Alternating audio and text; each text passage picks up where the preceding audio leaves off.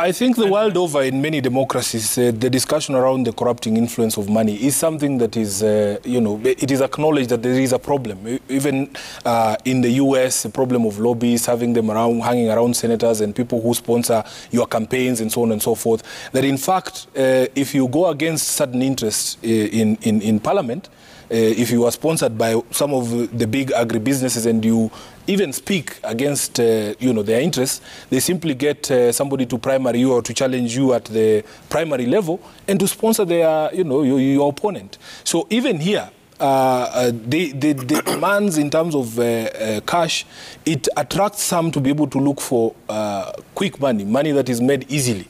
And Jeff, the truth of the matter is this. Some of the money that we see in campaigns and politics cannot actually be explained because, you are in charge, for instance, you are in charge of two enterprises. A public enterprise, you are a president or a deputy president of a republic, and you also have your so-called private businesses.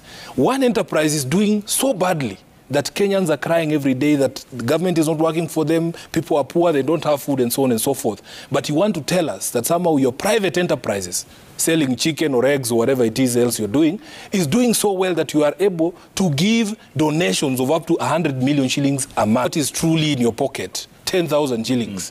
And there is a gentleman who has come with 10 million shillings. So when you give your donation, you just hear the entire church burst out in laughter because they look at you and they think you're a joker.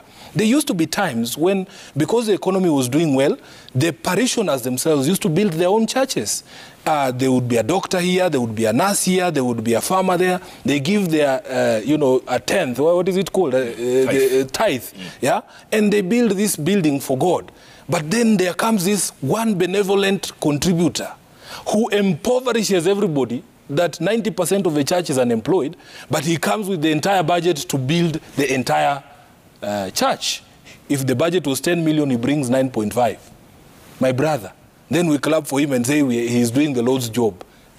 And he's in public service, and you never get to ask, his salary. Surely.